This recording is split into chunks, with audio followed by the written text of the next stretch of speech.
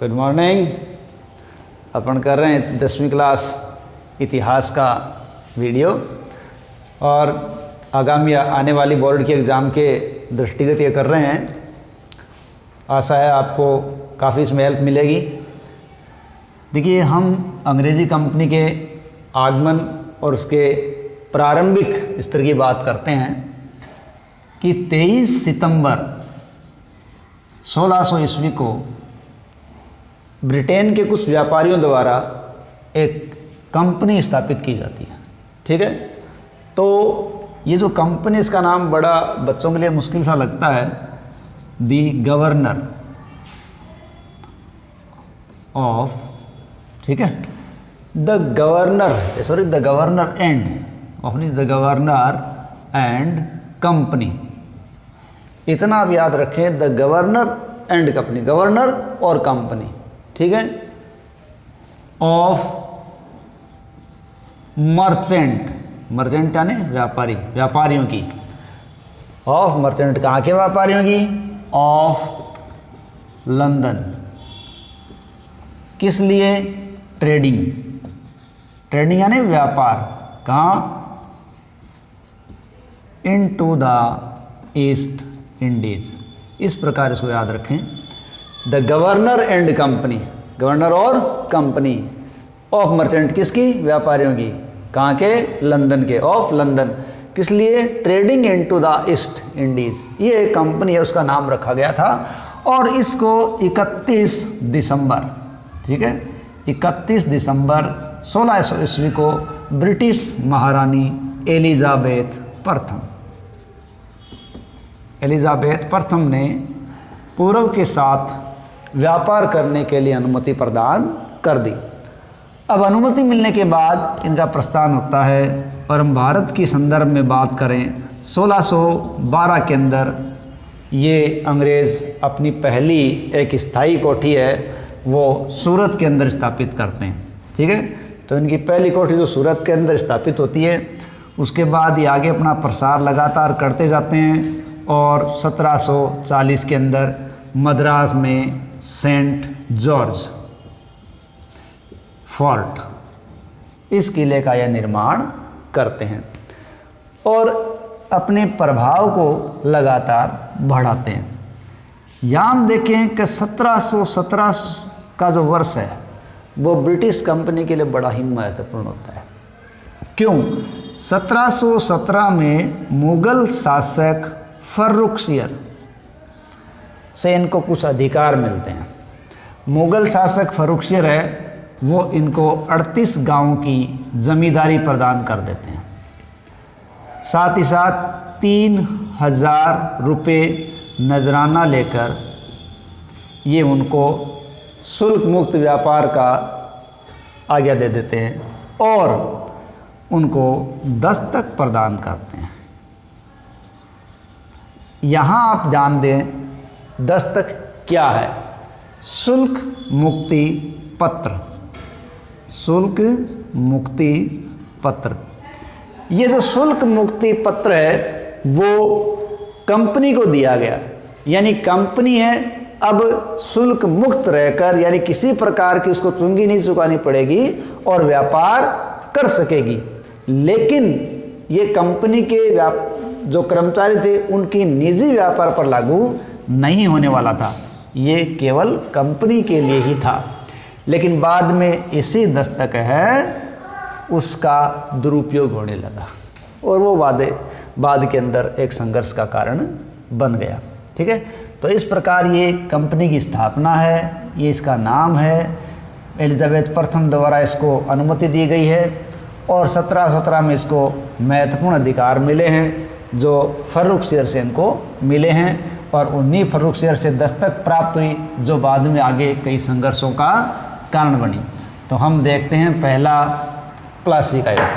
ठीक है, चूँकि ये इसका जो स्तर है वो 10वीं क्लास का है, इसलिए ज़्यादा डिटेल नहीं रहेगी।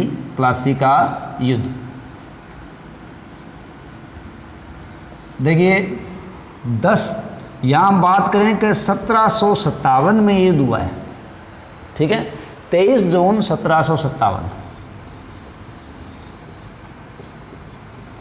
नाम याद रखें। तारीख कब की है? प्लासी का युद्ध है 23 जून 1757। ठीक है, कई बार इसकी खाली तारीख पूछ जाती है। देखो 1757 से पहले क्या हुआ कि अंग्रेज़ों ने अपनी जो प्रमुख यूरोपीय प्रतिद्वंदी कंपनियां थी उनको समाप्त कर दिया और अपने आप को सर्वोच्च स्थापित कर लिया। अब उनका संघर्ष होता है प्लासी में। देखिए 10 अप्रैल 1756 को बंगाल के नवाब है अली वर्दी खां की मृत्यु हो जाती है। जब बंगाल के नवाब वर्दी खां की मृत्यु हो जाती है तो उनका नाती सिराजुद्दौला, जो उनकी सबसे छोटी बेटी का पुत्र था, वो नवाब बनता है। सिराजुद्दौला जब नवाब बनता है तो इसकी मौसी है घसीटी बेगम।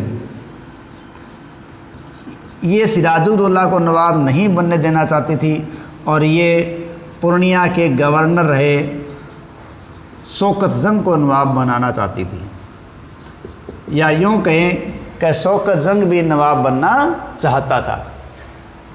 तो अब सिराजुद्दौला जब नवाब बने तो इन्होंने बंगाल के अंदर जो व्याप्त व्यवस्था थी उस व्यवस्था से नाखुशी जाहिर की। क्यों कि अंग्रेज़ लोग केवल व्यापार के लिए आए थे। अब वो एक तो बंगाल के अंदर दस्तक का दुरुपयोग कर रहे थे, कलकत्ता की किलेबंदी कर रहे थे, और ये काम करने से सिराजुद्दौला ने इनको रोक दिया। ठीक है, तो सिराजुद्दौला ने दस्तक के दुरुपयोग और कलकत्ता की किलेबंदी से जब अंग्रेज़ों को रोका तो मतभेद बढ़ गए। इस आर्थिक मामलों को लेकर दोनों में मतभेद ज़्यादा बढ़ते गए। उसकी परिणति क्या हुई? युद्ध के रूप में। कैसे कि अब अंग्रेज़ों ने मतभेद बढ़ने पर जो सिराजुद्दौला के विरोधी थे, जैसे शौकत जंग, घसीटी बेगम, ठीक है, राय दुर्लभ, जगत सेठ अमीचंद, ये कुछ सिराजुद्दौला के विरोधी थे। उनको अंग्रेज़ों ने शरण देना शुरू कर दिया और उन्हीं को साथ लेकर ये प्लासी का संघर्ष हुआ। तो प्लासी का संघर्ष है वो रॉबर्ट क्लाइव और सिराजुद्दौला के बीच हुआ। किस के बीच? रॉबर्ट क्लाइव और सिराजुद्दौला। इस युद्ध के अंदर सिराजुद्दौला हार जाते हैं। क्यों कि सिराजुद्दौला के जो सेनापति होते हैं वो सिराजुद्दौला से विश्वासघात करते हैं, इनको मार दिया जाता है और रॉबर्ट क्लाइव की जीत होती है। इनके स्थान पर सिराजुद्दौला की जगह मीर जाफ़र को नया नवाब बनाया जाता है। इस प्रकार ये प्लासी का संघर्ष खत्म होता है। ठीक है, तो प्लासी का युद्ध है वो 23 जून 1757 को किस के बीच है? रॉबर्ट क्लाइव और सिराजुद्दौला के बीच है। इसका मुख्य कारण क्या है? दस्तक का दुरुपयोग है और सिराजुद्दौला के जो प्रतिद्वंदी हैं या उनके जो रोड़ा लटकाने वाले लोग हैं वो शौकत जंग, घसीटी बेगम आदि हैं। अब अपन देखते हैं दूसरा युद्ध जो बंगाल की दृष्टि से महत्वपूर्ण है, वो है बक्सर का युद्ध। बक्सर का युद्ध देखिए, जब 1757 में सिराजुद्दौला की मृत्यु हो जाती है तो सिराजुद्दौला की मृत्यु के पश्चात मीर जाफ़र को बंगाल का नया नवाब बनाया जाता है। मीर जाफ़र है, उससे अंग्रेज़ धन की मांग करते हैं, लेकिन मीर जाफ़र धन की मांग लंबे समय तक पूरी नहीं कर पाता। इसलिए 1760 के अंदर मीर जाफ़र को नवाब पद से हटा दिया जाता है और मीर कासिम को नवाब बना दिया जाता है। ठीक है, यानी पहले नवाब बना कौन? मीर जाफ़र। वो धन की मांग पूरी नहीं कर पाया तो 1760 में अंग्रेज़ों ने मीर कासिम को नया नवाब बना दिया। यदि बंगाल के नवाबों के अंदर देखा जाए तो मीर कासिम सबसे योग्य नवाब माना गया है। तो ये योग्य नवाब होने के कारण उसने क्या किया? बंगाल के अंदर कई सुधार करने का प्रयास किया। क्या? एक तो उसने प्रशासनिक सुधार का काम किया और बंगाल के अंदर व्याप्त भ्रष्टाचार को रोकने का प्रयास किया। अपनी सेना को पुनः प्रशिक्षित करने का प्रयास किया और तोप, गोला बारूद आदि का कारखाना स्थापित करने का प्रयास किया। यानी वो बंगाल में प्रसार सुधार कर रहा है, भ्रष्टाचार मिटा रहा है, सेना को प्रशिक्षित कर रहा है, तोप गोले बारूद के कारखाने स्थापित कर रहा है। ये चीज़ें अंग्रेज़ों को सहन नहीं हो पा रही है। तो अंग्रेज़ों के हस्तक्षेप से बचने के लिए वो अपनी राजधानी मुर्शिदाबाद से मुंगेर ले गया, यानी उसने राजधानी भी बदल ली। इन सब कारणों से मतभेद बढ़ गए और अंत में 1764 के अंदर युद्ध होता है और वो होता है बक्सर का युद्ध। तो बक्सर का युद्ध कब हुआ, ध्यान रखें, पहला हमने पढ़ा था प्लासी का युद्ध 23 जून 1757 और ये है 22 अक्टूबर। कब है, 22 अक्टूबर 1764 को। इस युद्ध के अंदर मीर कासिम हार जाता है। मीर कासिम इस युद्ध में अकेला नहीं होता, मुगल शासक शाह आलम और अवध के नवाब सुजाउद्दौला, ये 3 शक्तियाँ साथ में होती है, लेकिन अंग्रेज़ों से ये हार जाते हैं और मीर कासिम की जगह वापस जाफ़र को नवाब बना दिया जाता है। इस प्रकार 1764 में जो बक्सर का युद्ध होता है, उस बक्सर ने भारतीय इतिहास को ही बदल दिया। क्यों कि भारतीय इतिहास के लिए बहुत ही महत्वपूर्ण युद्ध हुआ। क्यों इस युद्ध ने बंगाल के अंदर अंग्रेज़ी हस्तक्षेप को बढ़ा दिया। ठीक है, बंगाल में जो अंग्रेज़ी हस्तक्षेप है वो बढ़ता चला गया और बंगाल के अंदर लूटपाट का जो सिलसिला चला, उसने बंगाल के उद्योग व्यापार को तहस नहस कर दिया। साथ ही साथ बंगाल, बिहार, उड़ीसा, ये जो क्षेत्र है, इनके दीवानी अधिकार अंग्रेज़ों को प्राप्त हो गए और अब अंग्रेज़ धीरे धीरे भारत के सर्वे सर्वा हो गए और बंगाल बर्बाद होता चला गया।